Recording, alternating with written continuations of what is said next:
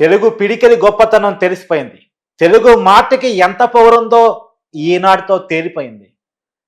దేశమంతా ప్రైవేటీకరణ జపం చేస్తున్నటువంటి కేంద్ర ప్రభుత్వం, నవరత్నాలను కూడా ఏమాత్రం వెనకాడకుండా ప్రైవేట్ పరం చేస్తున్నటువంటి కేంద్ర ప్రభుత్వం, వైజాగ్ స్టీల్ ప్లాంట్‌ని ప్రైవేటీకరణ చేయబోమని చెప్పకనే చెప్పింది.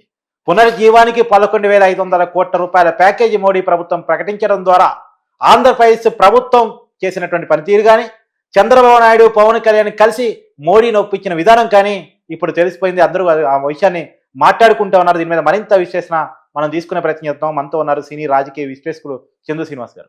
సార్ నమస్కారం. సార్ నమస్కారం అండి. వైజాగ్ స్టీల్ ప్లాంట్‌కి 11,500 కోట్ల రూపాయల ప్యాకేజీని కేంద్ర ప్రభుత్వం ప్రకటించింది. పునరుజ్జీవనానికి ఆ పదం కూడా నొక్కి చెప్పాలి. సో కాబట్టి ఈ ప్రకటించిన ప్యాకేజీని ఎలా చూడాల్సిన అవసరం ఉంది? దీని వెనకాల చంద్రబాబు నాయుడు గారు, పవన్ కళ్యాణ్ గారి కృషిని మనం ఎలా అప్రిషియేట్ చేయాల్సిన అవసరం ఉంది? తప్పకుండా అండి. విశాఖ ఉక్కు ఆంధ్రుల హక్కు. సెంటిమెంట్‌తో, ఎమోషన్‌తో ముడిపడి ఉంది. దాంట్లో ఆ ఉద్యమంలో పదుల సంఖ్యలో చనిపోయారు. మాజీ ఉపరాష్ట్రపతి వెంకయ్యనాయుడు గారు కూడా ఆంధ్ర యూనివర్సిటీ చదువుకున్నప్పుడు ఆ ఉద్యమంలో పాల్గొన్నాడు. అటువంటి విశాఖ ఉక్కుని ప్రైవేట్ పరం చేస్తామని కమ్యూనిస్టుల నుంచి కాసాయి నేతల వరకు అందరూ దానికోసం పోరాటం చేసిన వాళ్ళే. అది గత 5 సంవత్సరాల్లో నిమ్మకు నీరెత్తినట్టు వైసీపీ ప్రభుత్వం చూసింది. భూములు అమ్ముకోవచ్చని చూసుకుంది. అదే సమయంలో 1400 రోజుల నుంచి వాళ్ళు ఉక్కు కార్మికులు ఉక్కు సంకల్పంతో వాళ్ళు నిరాదీక్షలు చేస్తారు. ఎందుకంటే మా ఉక్కును కాపాడండి, స్టీల్ అథారిటీ ఆఫ్ ఇండియా లిమిటెడ్లో కలపండి, మాకు జీవనోపాధి కల్పించండి. దానికి ఆ రోజునే నేను ఏ హోదాలో లేకపోయినా ప్రధానమంత్రి గారిని ఒప్పిస్తాను, నాతో రండి, అఖిల పక్షాన్ని తీసుకెళ్తారని పవన్ కళ్యాణ్ గారు పిలిపించారు. దాన్ని పట్టించుకోవాలి. సరే, ఈ కూటమి అధికారులు వచ్చే ముందు విశాఖ ఉక్కును ప్రైవేట్ పరంగా కాపాడుతామని మాట ఇచ్చింది. అడిగిందే తడుగా 124 సీట్లు ఇచ్చారు. ఆ మాట నిలబెట్టుకునే దిశగా మన మోడీ గారు వచ్చినప్పుడు 2,08,500 కోట్ల అభివృద్ధి కార్యక్రమాల్లో భాగంగా విశాఖకు కూడా చెప్తారనుకున్నారు.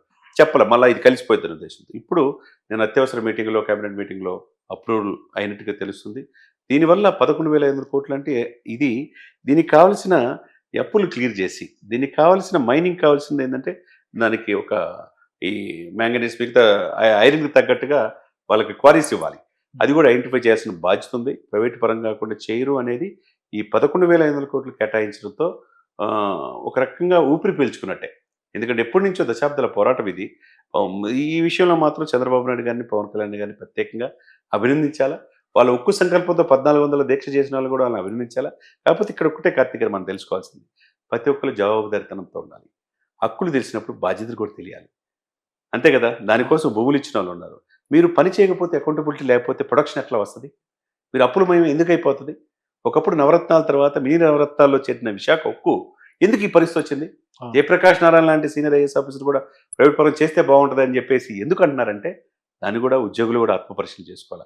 ఇది మన సంపద, మన దేశం అనేది ఆలోచన వాళ్ళు కలగాలి. వాళ్ళు కూడా రెట్టింపు ఉత్సాహంతో పనిచేయాలి. ఇటువంటి రాకుండా చూసుకోవాల్సిన అవసరం ఉంది. ఒకవైపు ఒకనాడు 40,000 కోట్లకు పైగా లాభాలను ఆర్జించినటువంటి కంపెనీ సార్ అది. కాకపోతే ప్రైవేట్ కంపెనీల వల్ల, లేదంటే సొంత మైన్స్ లేకపోవటం ఫలితంగాను వైజాగ్ స్టీల్ అనేది లాస్లోకి వెళ్ళిపోయింది అంటారు. కరెక్టే. సొంత మైన్స్ లేకపోతే మైన్స్ ఇచ్చే అవకాశం సెంట్రల్ గవర్నమెంట్, ప్రభుత్వాలు కల్పించారు ఉంటుంది. కానీ అకౌంటబిలిటీ ఉద్యోగులు, కాంట్రాక్ట్ ఉద్యోగులు కావచ్చు, లేబర్ కావచ్చు, బాధ్యతాయుతంగా పనిచేయాల్సిన అవసరం కూడా ఉంది కదా. ఎందుకు అంత ప్రొడక్షన్ ఉన్నది? ఎందుకు క్రమేపీ తగ్గిపోయింది? వాళ్ళు జవాబుదారితనం లేకపోవడం బట్టి కదా. కాబట్టి వీళ్ళు కూడా జవాబుదారితో పనిచేయాలి. ఎడిదిరిగి మోదీ గారి ఆశీస్సులు ఆంధ్రప్రదేశ్కి ఉన్నాయి. ముఖ్యంగా విశాఖ మీద ప్రత్యేక దృష్టి పెట్టి ఉత్తరాంధ్రకి 1,50,000 కోట్ల హైడ్రోజన్ ప్రాజెక్టు కావచ్చు, మిగతా ప్రాజెక్టులు కావచ్చు, ఎన్నో తీసుకొచ్చారు. విశాఖ రైల్వే జోన్ తీసుకొచ్చారు. ఇక విశాఖ స్టీల్ కూడా కాపాడతారు. కాబట్టి మీరు సమయంతో ఉండాలి, బాధ్యతతో పనిచేయాలి. అదేవిధంగా మోదీ గారి ఆశీస్సులు ఇటు పవన్ కళ్యాణ్ గారికి, చంద్రబాబు నాయుడు గారికి ఉన్నాయి. అపారమైన అనుభవం చంద్రబాబు నాయుడు గారికి ఉంది. పోరాట పటిమ, ప్రతిభ మొత్తం పవన్ కళ్యాణ్ గారికి ఉంది. కాబట్టి ఎవరు మీకు మంచి చేస్తారు? గత 5 సంవత్సరాలు ఎందుకు మిమ్మల్ని పట్టించుకోలేదు వైసీపీ? ఇప్పుడు ఏదో దీంట్లో భూములు కుంభకోణం అది ఇది అంటున్నారు. వీళ్ళు చేసింది ఏంది? సరస్వతి భూములు కబ్జా చేసేసారు. కొండలు కోనలు ఏమి మిగల్చలా.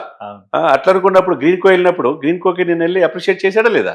గ్రీన్ కో మీరున్నప్పుడు పర్మిషన్ ఇచ్చిందే కదా. కాబట్టి ఇక్కడ ఏంటంటే అకౌంటబిలిటీ ఉండాలా. మీరు 25,000 దాదాపు సార్, మీకు తెలియదు కాదు, 25,000 కోట్ల ప్రాపర్టీస్ విశాఖ సర్క్యూట్ హౌస్తో సహా, విశాఖ సిపి కార్యాలయంతో సహా తనఖా పెట్టారు సార్. అవును తెలుసు కదా మీకు. విశాఖ కొండలు కూడా తొలిచి 500 కోట్ల గ్రాసవంతర భవనాలు నిర్మించారు. వీళ్ళ మనకు చెప్పేది. కాబట్టి వైసీపీ ఆరోపణలుగానే మనం చూడాలి. ఇకపోతే ఉద్యోగస్తులు కావచ్చు, యాజమాన్యం కావచ్చు, జవాబుదారితనంతో పనిచేయాలా. ఇప్పుడు మీరు అన్నట్టు మైనింగ్ లేకపోతే దానికి సంబంధించిన ఇదిని ఏర్పాటు చేసుకోవాలా. దానికి కావాల్సిన ఫెసిలిటీస్ అప్పులు మొత్తం క్లియర్ చేసేసుకొని మరింత అభివృద్ధి పదంలో విశాఖ ఉక్కు విశాఖ కర్మాగారం ఎంత పిడికలు బిగించి వైజాగ్ స్టీల్ ప్లాంట్ ప్రైవేటీకరణం కాకూడదని పోరాటం చేశారు, అంతే పిడికలు బిగించి మళ్ళా దాన్ని కాపాడుకునే దానికోసం ప్రయత్నం చేయాలి. అందరూ పనిచేయాలి, అందరూ పనిచేయాలి. సెంట్రల్ నిఘా సమస్యలు వస్తాయి, దానికి సంబంధించిన ఇది చేయడానికి వీళ్ళు కూడా జవాబుదారితనంతో పనిచేస్తే విశాఖ ఉక్కు అది ప్రైవేటు పరం కాకుండా ఆంధ్రప్రదేశ్లో భాగంగా ఉంటుంది అనేది. సార్ ఇంకోటి ఏంటంటే మొత్తంగా మొన్న వైజాగ్ రైల్వే జోన్ నుంచి ఇలా వైజాగ్ స్టీల్ ప్లాంట్ ప్రైవేటీకరణ కాదు అన్నంత వరకు వైజాగ్ ఒక మెయిన్ సిటీగా ఆంధ్రప్రదేశ్లో రూపాంతరం కాబోతుందా? ఒకేపు అంటే వైసీపీ చేసిన ప్రచారం ఏంటంటే వీళ్ళు అమరావతి మీద తప్ప ఇంకెక్కడ దృష్టి పెట్టరు, అమరావతిని మాత్రమే డెవలప్ చేస్తారు అని చెప్పేసి వైసీపీ ప్రచారం చేస్తాం.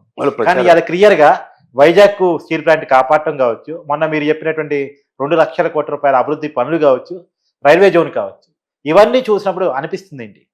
3 ప్రాంతాల అభివృద్ధి ఈ యొక్క కూటమి ముఖ్య ఉద్దేశం. అటు రాయలసీమలో అభివృద్ధి చేయడానికి పవర్ ప్రాజెక్టులు కడుతున్నారు, రోడ్స్ చేస్తున్నారు, ఎప్పుడు లేని విధంగా బడ్జెట్లో ఎలకేట్ చేస్తున్నారు. కోస్తాలో డెవలప్ చేయడానికి తీర ప్రాంతాలు మనం చూసాం, ఉభయ గోదావరి జిల్లా టూరిజం ప్రాజెక్ట్స్. ఇక ఉత్తరాంధ్ర వెనకబాటుదరం శ్రీకాకుళం, విజయనగరం, విశాఖపట్నంకి ఎన్ని లక్షల కోట్లు ఇస్తున్నారో మనకు తెలుసు. కాబట్టి ఇక్కడ ఏంటంటే అభివృద్ధి పరమావధిగా చేస్తున్నారు తప్పితే దీంట్లో వీళ్ళేం కక్షలు కార్పణాలు ఏమి లేవు. ఇప్పుడు హైదరాబాద్ ఎట్లా ఫాస్టెస్ట్ గ్రోయింగ్ సిటీగా ఉందో విశాఖపట్నం కూడా అదే. ఆర్మీ, నేవీ, ఎయిర్ ఫోర్స్ 3 కేంద్రాలు అక్కడ ఉన్నాయి. అవును, డిఫెన్స్ మెకానిజం ఉన్నది. అదేవిధంగా తీర ప్రాంతం, గుజరాత్ తర్వాత తీర ప్రాంతం ఉన్నది.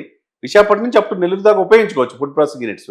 కాబట్టి ఇవన్నీ ఉన్నది విశాఖపట్నాన్ని వీళ్ళేదో ఇప్పుడు చేసేది కాదు, ఇప్పుడు డెవలప్ అయింది.